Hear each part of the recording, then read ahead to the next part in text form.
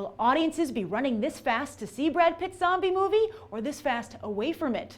You're watching Beyond the Trailers review of World War Z.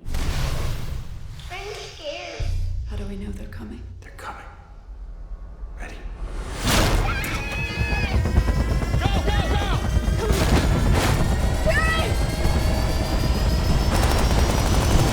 Not since Cleopatra has the behind-the-scenes drama of a big Hollywood blockbuster been so captivating. Here's a quick recap. First, Brad Pitt and Leonardo DiCaprio get into a bidding war over Max Brooks' novel World War Z. Pitt wins, fans rejoice. Yet the first red flag goes up in March 2012, when the film's release date gets pushed back from December 2012 to June 2013. Word gets out that the whole last third of the film needs to be rewritten and reshot, and that Damon Prometheus Lindelof is inexplicably being brought in to make things clearer. Then in November we get a trailer, and fans are horrified, not in a good way. What's on screen hardly resembles what was on the page, and what's with these fast zombies? When questioned about said fast zombies, producer star Pitt and his hand-picked director Mark Forster say slow zombies have already been mastered by television phenomenon The Walking Dead, so what choice do they have but to turn the speedometer in the other direction? Plus, despite loud complaining from fans, the trailer racks up millions of views online. There's no such thing as bad publicity, but not so fast.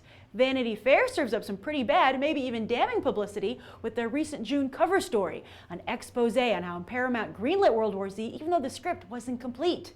They also paint Pitt as an aimless producer and his second-in-command, Dee Dee Gardner, as in over her head. In fact, the magazine quotes her as saying that the screening for the studio execs for the first cut of the film prior to the reshoots was the worst day of her life. But then, just as everyone is ready to write off World War Z, it starts getting pretty solid reviews. 77% on Rotten Tomatoes so far. And like a rock star, or well, movie star, Pitt throws himself into promoting the film. I even heard from one of you that he's been crisscrossing the country, showing up in advanced screenings to surprise fans. And then, a week before the movie comes out, Paramount not only generates headlines saying they feel the costly reshoots fix the movie, but put their money where their mouth is. Or more accurately, your money. Yes, the studio debuts their first mega ticket, offering audiences the chance to see the zombie flick a few days early, get a commemorative poster and 3D glasses, a free download when it comes out on DVD, and a small popcorn. So all this leaves just one question. Has Brad Pitt stuck the landing after one of the bumpiest rides in movie history? He did pull it off. You know, I am just so proud of Brad Pitt. Despite all the roadblocks and all the setbacks and all the naysayers, he soldiered on. And like his character in the movie, he might have taken a lot of hits, he might be injured, but he lives to fight another day. And that's how I feel about this franchise. I would be interested in seeing it continue, because I have to say, there are parts of it that are a 10. I mean, it has some weak points, you can see where it's been cobbled together a little bit, but overall, I really, I wanted to like it. I was excited about it from the trailer, and it delivered for me. I really had a good time. Interestingly, with the reshoots, I guess because that's like the topic du jour, the most prominent thing about this movie, you can, if you think about it, it does blend in when you're watching it, but when you think about it, you can tell what they had to reshoot and what the last third is and what they changed. I will say, though, it was a good change, because that was the part of the movie, well, the first 2/3 are all adrenaline. They're like a ride, like when you go to like Universal Studios and you go on the King Kong experience, and they're like, we're evacuating New York via tram, and it gets your energy up because, they immerse you in that. I think this movie does the same thing, because it hits the ground running. It just starts immediately almost. There's like pretty much no exposition. And that works because it's a very simple story. But that simplicity pays off beautifully in a simple twist, I would say, in the last third of the film. And if this is what Damon Lindelof contributed to World War Z, well then he done good at least once, because this was great. It was brilliant. It appealed to me intellectually. And that's what I would say is one of the strong points of this whole film, World War Z. And I would liken it to actually the Jason Bourne films, because I think that's what made those films first stand out, that nobody had kind of taken this intellectual highbrow approach to an action film. And this is a highbrow action approach to a zombie movie. If you wanted to see Contagion and you were like, where are all the zombies? Well, they're over here in World War Z. This is the movie I think a lot of people wanted Contagion to be. And that's a lot to Brad Pitt's credit. He was the guiding hand here, and he might have stumbled around a little bit, But, you know, and he might have had a huge learning curve, but I think at the end of the day, he's delivered for fans and for Paramount. And I think he deserves some kudos for that.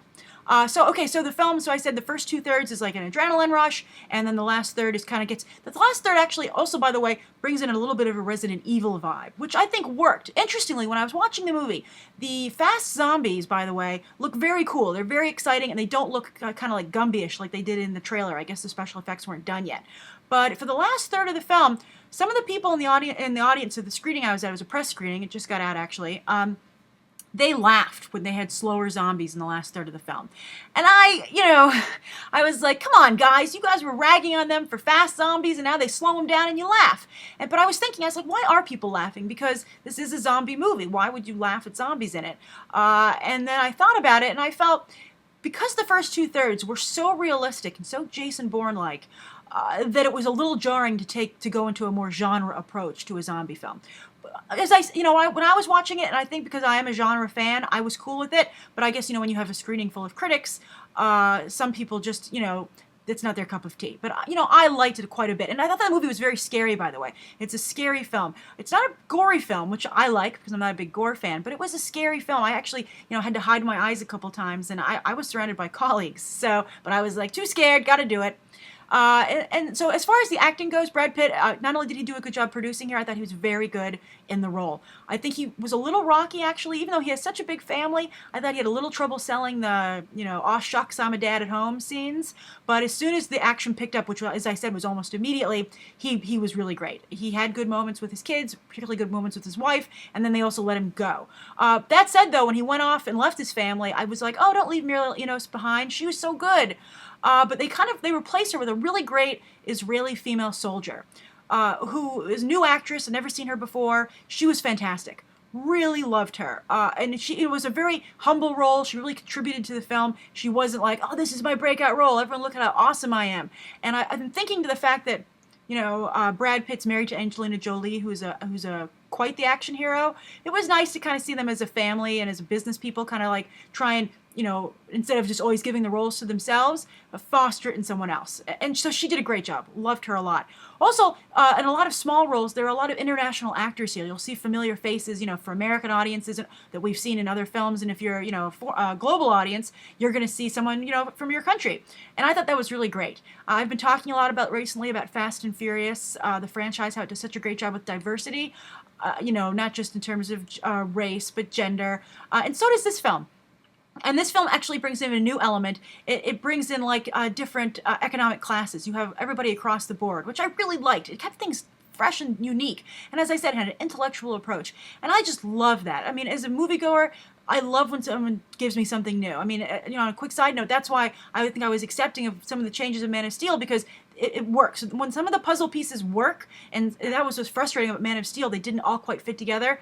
Here, I think it's not as complicated a puzzle as Man of Steel is, so World War Z works. And these new ideas for a zombie movie, they click, they fit. And that's what I liked. I really enjoyed it, and I think that I recommend it. I also recommend it in 3D, by the way. I saw it in 3D. It was fun. The credits were in great 3D, by the way. I was like, what sharp, beautiful credits, and I'm glad everyone rendered them in 3D. Thank you.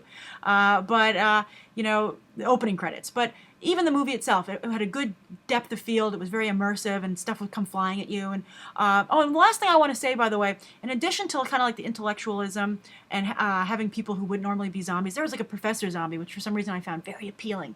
But also, there were, in this apocalyptic, run for your life kind of scenario, there were such great human moments where they had real people, not like action heroes parading around with like, oh, they put glasses on and they put a sweater on. Oh, look, I'm a normal person. But you're like, no, you're not. You're a stunt person. They had regular people dealing with these situations and dealing with them as a regular person would. And that was also a lot of fun. So I had a great time. Love World War Z. I highly recommend it. If you've seen the film, write down below what you think. And I hope to check out these other videos. All right, thanks for watching. Bye.